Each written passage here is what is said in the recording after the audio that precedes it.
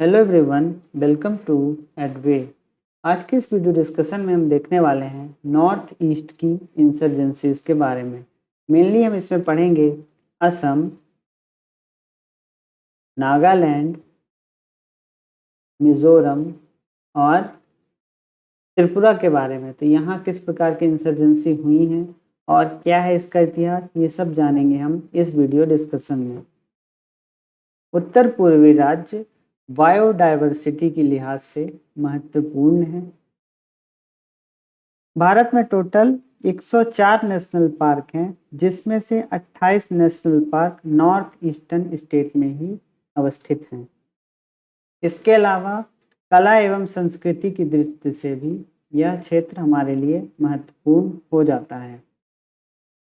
Biodiversity एवं कला एवं संस्कृति के प्रचुरता के बावजूद भी यहाँ पर बहुत सारी प्रजातियां हैं, जिसकी वजह से इंसर्जेंसी की समस्या लगातार बनी रहती है। इस वजह से ये आज़ादी के बाद से ही ये क्षेत्र हमेशा अशांत क्षेत्र बना रहा है।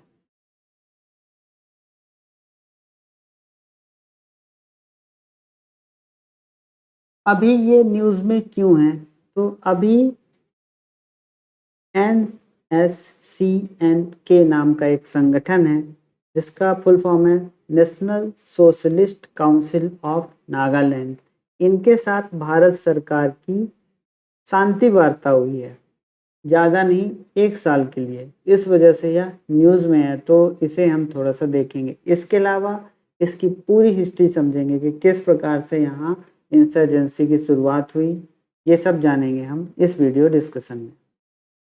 National Socialist Council of Nagaland, इसकी शुरुआत हुई थी 1980 में। इसके 2 पार्ट हैं।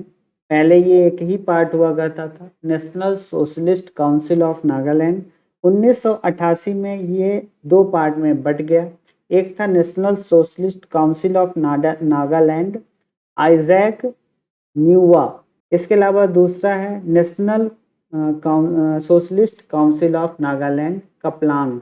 तो इसे कहते हैं NSCN। और दूसरा वाला है NSCNIM। तो ये वाला जो है, ये काफ़ी पहले ही शांति वार्ता कर चुका है और अब ये शांत हैं। कुछ थोड़ी बहुत छोटी मोटी छुटपुट घटनाएं होती हैं। ये वाला आज भी काफ़ी ज़्यादा एक्टिव था, इसके साथ शांति वार्ता की गई है। ये इनका झंडा है प्रॉपर। ये आपको ऐसा लग रहा होगा किसी देश का झंडा है, ये इनका झंडा है। और इनके पास आप वेपन्स देखिए, एकदम आधुनिक वेपन्स का यूज़ करते हैं। और ये जो है, इसका नाम है निकी सुमी, ये इनका लीडर है। तो इस समय यही इनका लीडर है, यही इस संगठन को चला रहा है। आपका एक सवाल हो सकता है कि इनके पास इतने अत्याधुनिक हथियार आते कहाँ से हैं? तो कुछ तो ये खरीदते होंगे कहीं से, तो स्मगल होकर के आते हैं। तो आगे हम इसमें पढ़ेंगे भी, और कहीं ना कहीं इनका संबंध चाइना से ज़रूर है। और इसका जो national Socialist Council of Nagaland का मेन लीडर था, चाइना से जुड़ा हुआ था। तो इस वजह से कहीं ना कहीं इनके पीछे चाइना का हाथ रहता है। आगे हम उसके बारे में भी पढ़ेंगे। ये एक ऑफिशियल ट्विटर हैंडल है eastern command of Indian army का। तो ये आप देख सकते हैं, इन्होंने 2020 में NSCNIM है, इसके कुछ उग्रवादियों को मार गिराया था। तो उनके कुछ हथियार बरामद किए थे, उसे ही इन्होंने दिखाया था कि ये सब बरामद हुआ है इस एरिया से। तो कुछ हद थोड़ा बहुत, कुछ ये NSCN थोड़ा बहुत, IM थोड़ा बहुत इंसर्जेंसी करता रहता है, लेकिन इनकी वो बहुत कम है। देखिए, इनके पास जो नॉर्मल हथियार भी आपको मिलेंगे, ये सिंपल हैं, ये कोई अत्याधुनिक नहीं कहलाएंगे। आसूस राइफल है मेरे हिसाब से, तो ये वाला यूज़ करते हैं। जबकि उनके पास तो काफ़ी आधुनिक हथियार हैं SCN के पास। ये मैप 1947 का है। तो इस प्रकार के कुछ राज्य थे 1947 में। बॉम्बे है और ये सब सेंट्रल प्रोविंस है सब। लेकिन हमें यहाँ पे आना है, क्योंकि अभी तो हम यहाँ की बात कर रहे हैं। तो यहाँ पर त्रिपुरा और ये मणिपुर है। ये त्रिपुरा है, ये जो घुसा हुआ है बांग्लादेश में, और ये मणिपुर है। इसको छोड़ करके बाकी पूरा एरिया असम में आता था। ये बाद में धीरे धीरे अलग हुए हैं, अलग राज्य बनाए गए हैं। तो फिर असम, ये छोटा सा ये वाला एरिया असम बन जाएगा, बाकी यहाँ अरुणाचल प्रदेश और बाकी एरिया आ जाएगा, यहाँ पे मेघालय वगैरह, तो उसकी बात हम करेंगे। तो इस प्रकार के एरिया था, आप देख लो। सिर्फ 2 ही राज्य थे, तीसरा ये था असम। असम, त्रिपुरा और मणिपुर। उत्तर पूर्वी राज्यों में इंसर्जेंसी बहुत पहले से स्टार्ट हो गई थी। इनफैक्ट आज़ादी के पहले से ही, मतलब 1947 के पहले से ही यहाँ कुछ ऐसी छुटपुट घटनाएं होने लगी थी। अंग्रेजों के समय भी होती थी, लेकिन बहुत कम थी। लेकिन 1946 में यहाँ पे एक लीडर आता है, A.Z. फिजो। इसके अध्यक्षता में एक क्लब बनता है या एक काउंसिल बनता है, नागा नेशनल काउंसिल। इसका नाम रखा गया NNC। तो ये बनता है। इसके बनने के बाद स्टार्ट होता है असली संघर्ष भारत सरकार और इनके बीच। तो ये तो बन गया था 1946 में, और इनकी कुछ मांगे थी, वो भी हम आगे पढ़ेंगे। 15 अगस्त को हमें आज़ादी मिलती है ब्रिटेन से। 14 अगस्त 1947 को NNC ने इंडिपेंडेंस घोषित कर दी। इन्होंने आज़ादी घोषित कर दी एक दिन पहले ही। लेकिन एक चीज़ थी, इन्होंने भारत से अलग होने की बात नहीं की। इन्होंने आज़ादी डिक्लेयर की ब्रिटेन से, और ये कुल मिलाकर चाहते थे एक ग्रेटर नागा चाहते थे, नागालैंड चाहते थे। उसे हम आगे देखेंगे कि क्या था ग्रेटर नागालैंड, और क्यों वो पूरा नहीं हो सकता ये भी समझेंगे, क्योंकि उसमें बहुत सारी समस्याएं हैं। आप देखोगे तो समझ में आ जाएगा कि ये पूरा होना संभव अभी के लिए तो नहीं है। आज़ादी के बाद इन्होंने कुछ इंसर्जेंसी करना भी शुरू कर दिया था उस समय तक, क्योंकि नए नए लीडर आए थे, तो थोड़ा इधर इस टाइप की चीज़ें होनी शुरू हो गई थी। इस वजह से एक डिक्लेरेशन होता है, एक अकॉर्ड होता है, नागा अकबर हैदरी अकॉर्ड। ये अकबर हैदरी कौन थे? अकबर हैदरी को बनाया गया था पहला राज्यपाल असम का। तो असम अभी अलग, असम से नागालैंड अभी अलग नहीं हुआ है, लेकिन एक अकॉर्ड होता है जिसमें 9 मांगे करते हैं। नागा नेशनल काउंसिल करती है 9 मांगे, जिस पे हस्ताक्षर करते हैं अकबर हैदरी।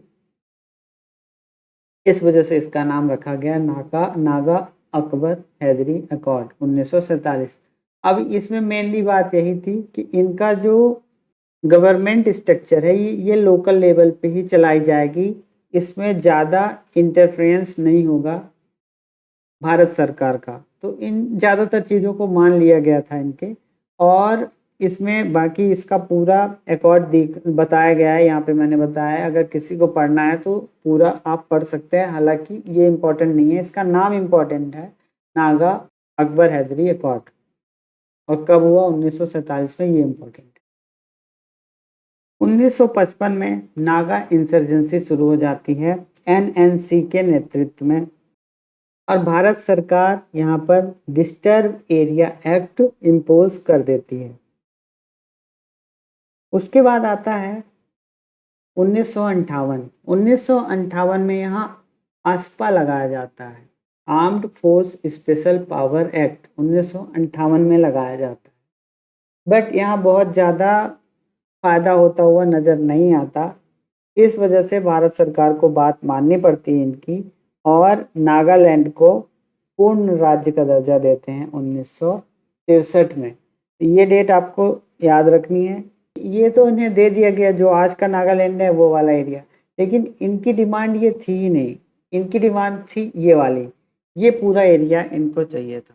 अब आप इसे अगर देखेंगे अभी, तो ये वाला असम का एरिया है, इधर अरुणाचल प्रदेश का एरिया है, ये चीन तक पहुंच गया। यहाँ चीन का एरिया भी इनको चाहिए था, और ये म्यांमार वाला एरिया है। तो ये पूरा एरिया इनको चाहिए था। अब ये मांग रहे थे, और ये संभव नहीं था। लेकिन इसके बाद भी भारत सरकार ने नागालैंड तो बनाया, लेकिन इसके बाद भी इंसर्जेंसी जारी रही। ये इतने बड़े एरिया की मांग कर क्यों रहे थे? इसकी वजह ये है कि नागा जो जनजाति है सिर्फ नागालैंड में नहीं है, इसके अलावा जो ये वाला एरिया है, कुछ असम में, कुछ मेघालय में, और इस वाले एरिया में मिजोरम में, कुछ अरुणाचल प्रदेश में, और कुछ चीन में भी पाई जाती है। इसके अलावा म्यांमार का तो काफ़ी बड़ा एरिया है, जिसमें नागा जनजाति पाई जाती है। तो इस वजह से ये इस पूरे एरिया पे क्लेम करते हैं कि ये वाला पूरा एरिया हमारा नागा नागालैंड के नाम से बनना चाहिए। तो ये चीज़ संभव नहीं थी, इस वजह से सरकार ने ये करने से मना कर दिया। इस वजह से इन्होंने फिर से इंसर्जेंसी स्टार्ट कर दी।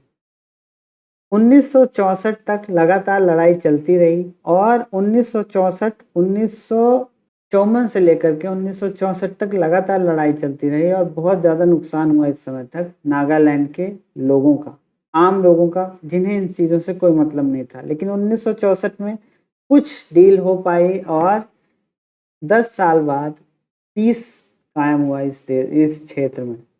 लेकिन अभी ये सब थमने वाला नहीं था। इससे पहले हुआ 1975 में शिलांग अकॉर्ड। शिलांग अकॉर्ड को भी मैं अभी समझाऊंगा क्या था। इससे कुछ राहत तो मिलती है इस क्षेत्र को, लेकिन बहुत सारी जनजातियां यहाँ पे, देखिए यहाँ पे नागा कोई एक जनजाति नहीं है, कई जनजातियां हैं जो सेम टाइप का कल्चर तो रखती हैं, लेकिन फिर भी थोड़ा थोड़ा डिफरेंस है और सब अपने आप को सबसे ऊपर मानती हैं कि सबसे मेन हम ही हैं यहाँ के। इस वजह से यहाँ पे बात करना बड़ा कठिन होता है। ये आपस में भी चाहे बात करें वो भी कठिन होता है और सरकारें भी किससे किससे बात करेंगी। अलग अलग क्षेत्रों में अलग अलग लीडर हैं, उनकी मांग अलग है। तो अगर एक लीडर मानता है तो दूसरा नहीं मानता है। इस वजह से यहाँ पे बार बार प्रॉब्लम्स आती रहती हैं। इसी चीज़ों को मद्देनजर रखते हुए क्या होता है, 1980 आ जाता है और 1980 में बनता है NSCN, मतलब national Socialist Council of Nagaland, वही जो अभी हमने पढ़ा था जिसका नेता निकुसुमी था। तो 1980 में बनता है।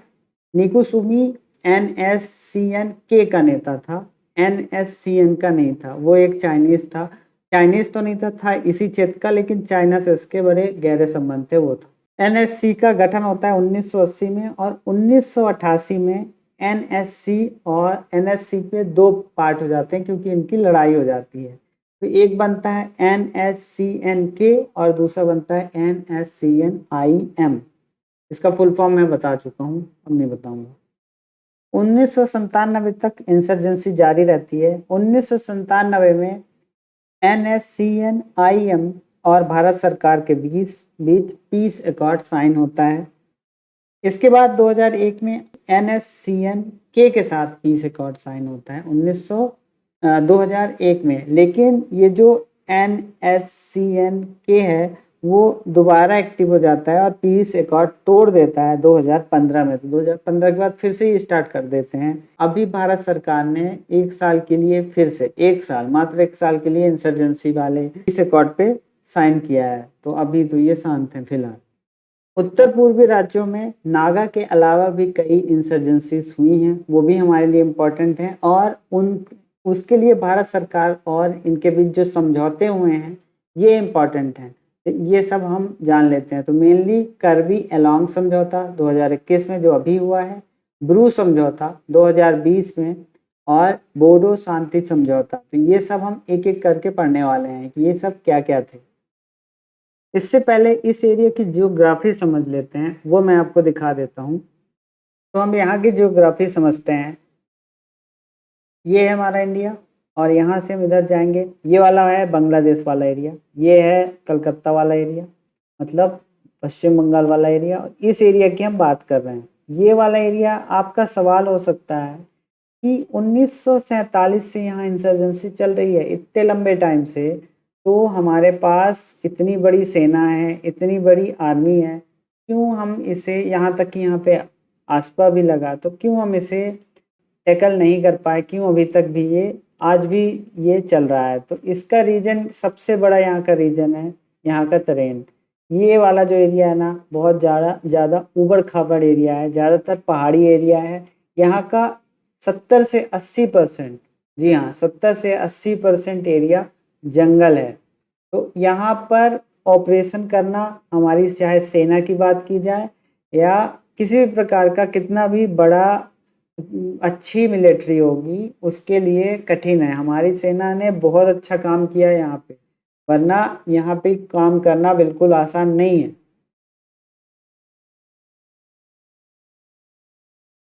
मैं इसे थोड़ा ऐसे करके दिखाता हूँ। ये देखिए, ये है हिमालय वाला एरिया, ये वाला है हिमालय वाला एरिया। तो ये आपको दिख रहा होगा, इस प्रकार का दिख रहा है, इस प्रकार का दिख रहा है। अब इस एरिया और इस एरिया में थोड़ा सा अंतर दिखेगा, ज़्यादा नहीं। ये देखो, ये वाला एरिया है, और यहाँ अगर कोई छुपा भी है तो बहुत कठिन है कि वो कहाँ है, किस प्रकार से। इतने ज़्यादा लोग तो हैं नहीं छुप करके अटैक करते हैं। तो इसके अलावा यहाँ आज भी हमारी सरकारों ने पूरे एरिया में सड़क की व्यवस्था नहीं की है। सड़क तो बहुत कम है, रेलवे लाइन तो है ही नहीं अभी ठीक से। तो ये सब प्रॉब्लम्स है, तो इसलिए ये भी आम लोगों जैसे ही हैं, कोई ऐसा तो है नहीं कि अलग रहते हैं। इस वजह से ये कहीं भी छुप जाते हैं। इस तरह से यहाँ पे कुछ ज़्यादा हो नहीं पाता। ये ब्रह्मपुत्र रिवर है, इसको याद रखना है, ये ब्रह्मपुत्र रिवर है। ये असम वाला एरिया, यहाँ पे थोड़ा सा आपको ऐसा दिखेगा कि ये वाला एरिया मैदानी है, लेकिन बाकी पूरा एरिया, खासकर ये नागालैंड वाला, ये वाला एरिया, ये वाला पूरा एरिया, नागा हिल्स वाला एरिया, पूरा का पूरा पहाड़ी एरिया है।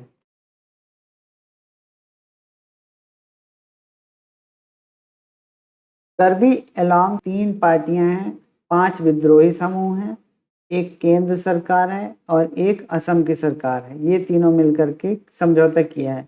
ये है क्या? सबसे पहले तो हमें ये जानना पड़ेगा कि कर्बी एलोंग में प्रॉब्लम क्या थी, क्यों यहाँ पे समझौता करना पड़ा। ये जो कर्बी जिला है वो असम का यहाँ पे, यहाँ कहीं पे है, इस एरिया में है। तो ये जो कर्बी है, यहाँ पे 5 प्रकार की जनजातियां रहती हैं। कौन कौन सी हैं ये हैं कर्बी, डिमासा, बोडो, कुकी, हमार, तीवा, गारो और मान।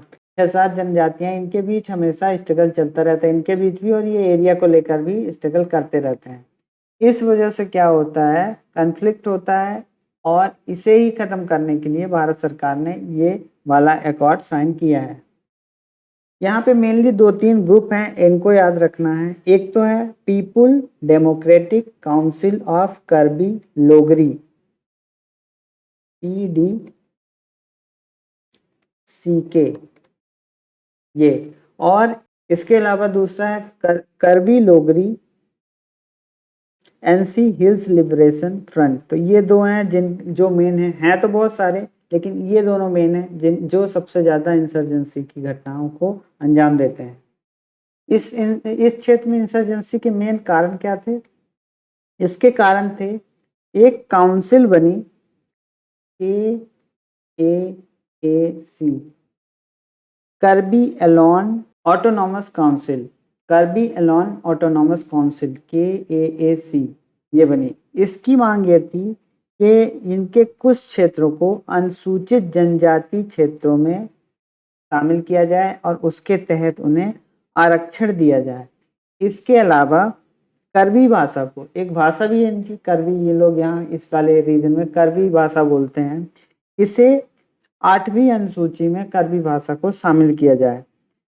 इसके अलावा वित्त के रूप में इनको 1500 करोड़ रुपए का अनुदान दिया जाए। तो ये चीज़ों की ये मांग कर रहे थे। आखिरकार भारत सरकार को इनकी बात माननी पड़ी और कर्बी एलोंग स्वायत्त परिषद, एक स्वायत्त जिला परिषद है जो अब भारतीय संविधान की 6ठी अनुसूची में शामिल है। 6ठी अनुसूची में शामिल होने के लिए कुछ क्राइटेरिया होता है जो ये फुलफिल नहीं करता था, लेकिन फिर भी इसे शामिल किया गया, और ये एक अपवाद है, तो इसको एक अपवाद के रूप में भी देखा जाता है 6ठी अनुसूची के। 6ठी अनुसूची बनाई क्यों गई थी, क्या कारण है इसका बनाए जाने का, और किस प्रकार से ये लाभ देती है? तो इसका मुख्य उद्देश्य है कि भारत सरकार के अनुसार भारत राज्य के लिए यह सुनिश्चित करना आवश्यक है कि समाज के सभी वर्ग देश की आर्थिक और सामाजिक समृद्धि में हिस्सेदार बने। इसके लिए जरूरी है वो राज्य जहाँ के लोग पिछड़े हुए हैं, खासकर जनजातियां, क्योंकि जब सामाजिक काम या परियोजनाएं स्टार्ट हुई तो जिन लोगों को लाभ मिला वो तो काफी आगे बढ़ गए, लेकिन जिनको लाभ नहीं मिला वो पीछे थे और पीछे चले गए उनके मुकाबले। इस वजह से इन्हें भी उसका लाभ मिल सके, इसलिए 6ठी अनुसूची में डाले गए ये वाले जो राज्य हैं, इन्हें 6ठी अनुसूची में डाला गया। कार्बी एलोंग समझौते के बाद 2020 में हुआ था, ये तो 2021 का है। 2020 में हुआ था ब्रू समझौता। और ब्रू समझौता क्या था? ये ब्रू जनजाति जो है ये निवास करती थी मिजोरम में, इस वाले एरिया में। तो यहाँ से इन्हें भगा दिया गया था, जिसके बाद ये त्रिपुरा चले गए थे। ये एक कमजोर जनजाति है, इन्हें भगा दिया गया था। जिनके रख रखाव के लिए इन्होंने कोई इंसर्जेंसी नहीं की है, ऐसी कोई प्रॉब्लम नहीं है। ये बेचारे शांत एक जगह पड़े थे, इन्हें भगा दिया गया, ये दूसरी जगह चले गए और अपना रहने लगे। लेकिन वेलफेयर में भारत सरकार ने काम किया, और यहाँ तक कि त्रिपुरा ने भी काफी इनके लिए काम किया, और इनके लिए सरकार, केंद्र सरकार और राज्य सरकार, त्रिपुरा सरकार मिलकर किया है। मिजोरम जो है, यहाँ की सरकार ने भी इन्हें वापस लाने का प्रयास किया, लेकिन ये वापस जाने को तैयार नहीं थे, क्योंकि इनको कहीं ना कहीं उनसे खतरा लग रहा था। तो इनके लिए वेलफेयर के लिए इनके ये वाला समझौता किया गया था। बोडो शांति समझौता ये 2020 में हुआ था, और ये बोडोलैंड को लेकर के मेनली किया गया था। इन सब पर भी मैं अलग से लेक्चर बनाऊंगा अगले वीडियो में। इनको डिटेल से समझाऊंगा, क्योंकि अभी वीडियो बहुत लंबा हो रहा है, इसलिए यहीं पे ख़त्म करते हैं। Thank you for watching advance study.